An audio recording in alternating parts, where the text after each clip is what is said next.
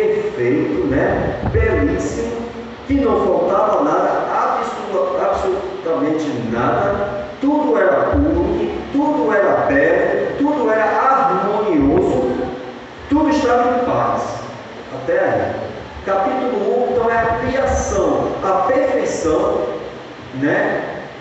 De um Deus que é minucioso, de um Deus que é detalhista e de um Deus que é onipotente no seu poder em criar. Um Deus que tem a capacidade de criar as coisas assim, ó, só falando. E Deus falou e se fez, né?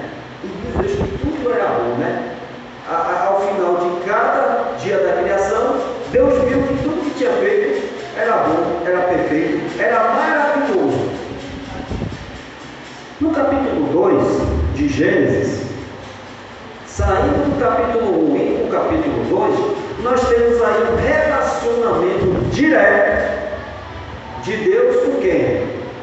O primeiro casal edênico, né? Adão e Eva. O relacionamento, quando Deus ele lança a bênção, e devemos enfatizar aqui, devemos ressaltar aqui que era macho e fêmea, né? Todos os animais, macho e fêmea, e no caso do ser humano, homem e mulher, se unisse, né? Se unisse, fecundasse e se multiplicasse. Essa foi a bênção que Deus concedeu ao casal, homem e mulher, ok? Isso é bíblico, isso é de Deus, isso que nós acreditamos no contexto que é de família. Nós que cremos na palavra de Deus, no que na palavra do Senhor diz, nós acreditamos nessa constituição familiar, homem e mulher, e aí a geração de filhos. Foi a bênção do Senhor. Se a Bíblia, se a palavra de Deus terminasse no segundo capítulo, oh meus queridos, era bom demais. Se a Bíblia, primeiro capítulo, criação, tudo perfeito, belo, bonito, harmonioso, sincronizado, maravilha. Segundo capítulo, relacionamento de Deus com o ser humano, face a face. Não era somente de visão, de sonhos, não, era face a face. Você já imaginou, eu já imaginei várias vezes, irmão, você poder conversar com Deus face a face? Já imaginou uma coisa dessa? Moisés, lá no Monte Horebe, no Sinai, né, que está no mesmo, né? Lá no Monte Sinai, Horebe, né? Ele subiu, passou 40 dias na presença do Senhor. Nesses 40 dias, ele não comeu nada. Deus o sustentou, né? Ele estava na presença de Deus. E Moisés, diz o relato bíblico do livro de Êxodo, que Moisés pediu para ver a face do Senhor. Daí o Senhor disse: olha, minha face você não vai poder ver, porque homem algum viu minha face e sobreviveu. Você vai morrer, e eu não quero que você morra, pelo menos não agora, Moisés. Eu ainda tenho muita missão para você, responsabilidade para colocar sobre você. Nenhum homem, no caso, pôde ver a face de Deus depois do pecado. Moisés já viu assim um vulto, numa visão, Deus passou por ele, né? Deus foi poderoso, mas a face mesmo do Senhor, ninguém. O relacionamento de Deus com Adão e Eva era diferente, era face a face, porque não tinha nenhuma barreira que impedisse deles contemplar a face, a pessoa do Senhor. Então, se a Bíblia, né, parasse aqui no capítulo 2 de Gênesis, no capítulo 2, irmãos, pronto, estava bom demais, estava beleza, poderíamos estar sossegados. Porém, todavia, no entanto, infelizmente, chegamos no capítulo 3 de Gênesis. Capítulo 1, capítulo 2, é curtinho, e chegamos no capítulo 3. Está na Bíblia, mas somente a partir do capítulo 3 que a gente começa a entender a compreensão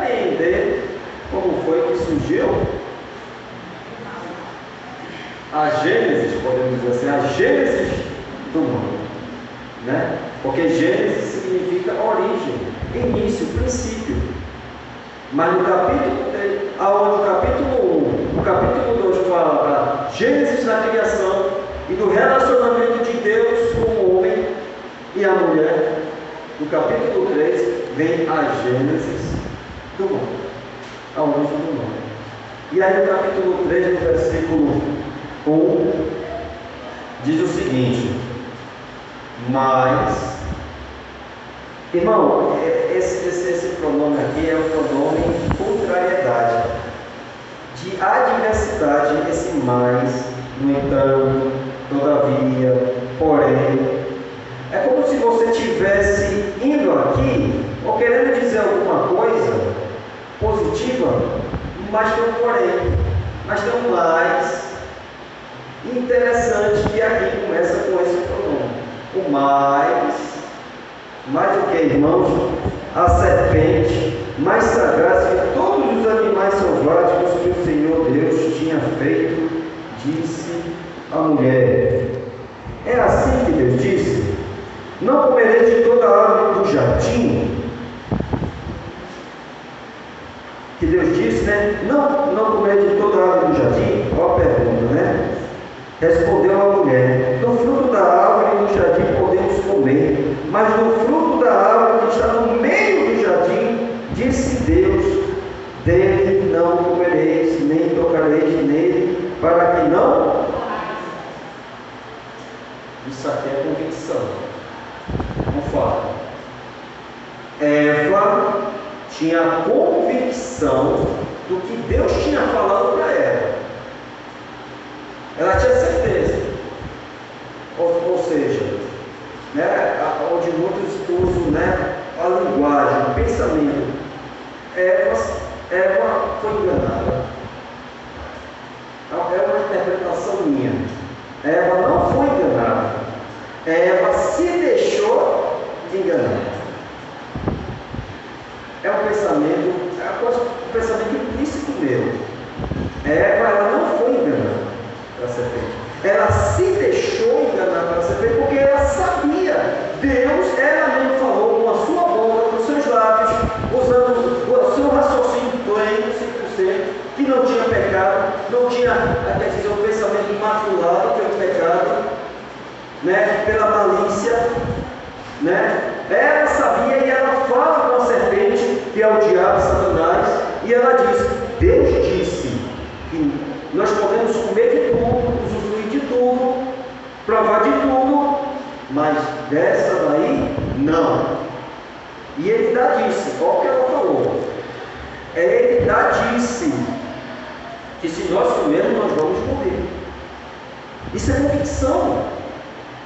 Ela tinha certeza, ela não tinha dúvida do que Deus tinha dito para ela, e ela não tinha dúvida de quais seriam as consequências. Ela não tinha dúvida. Não tinha dúvida. Às vezes eu fico imaginando assim, a Eva foi enganada, ela se deixou. Ela não diz aqui, na palavra, né? Na nossa vida não é diferente. Não é diferente. Nós muitas vezes sabemos o que devemos fazer, certo? Devemos qual o caminho que devemos seguir, quais as decisões a tomar, quais as escolhas a fazer, mas muitas vezes nós não fazemos. Fazemos o contrário, mesmo tendo a plena consciência do que devemos fazer e também tendo a plena consciência das consequências futuras se nós tomarmos aquela decisão, mas mesmo assim, é herança de quem? Herança de Dona Eva. De Dona Eva que morava lá no Éden, alguns anos atrás. Né? Estou falando de 7.000 anos ou mais, de 7.000 anos atrás. Né? A herança veio dela e chegou até nós. Daí aqui continua, meus amados. Podemos comer tudo, mas do fruto da árvore que está no meio do jardim, dele não comeremos, porque se nós comermos, nós vamos morrer. Eu e meu esposo, né? Mas então, no versículo 4, então a serpente disse à mulher. Olha o que foi que a serpente disse à mulher: é certo que não morrereis. Não morre. Não morre. Porque Deus sabe que no dia em que dele comeres, se vos abrirão os vossos olhos, e como Deus sereis conhecedores do bem e do mal. Conhecedores do bem e do mal. Ou seja, no caso de Eva e de Adão, conhecedores do mal. Porque eles não tinham maldade. Não tinham maldade na sua mente. O bem sim. A pureza, a santidade, né? A leveza, isso eles tinham. Deus, todo o tempo, queria livrar eles exatamente dessa mácula que nós chamamos de pecado. Pecado. Tá certo? E assim começou. Antônio, passa aqui. Passa aqui a outra slide aqui.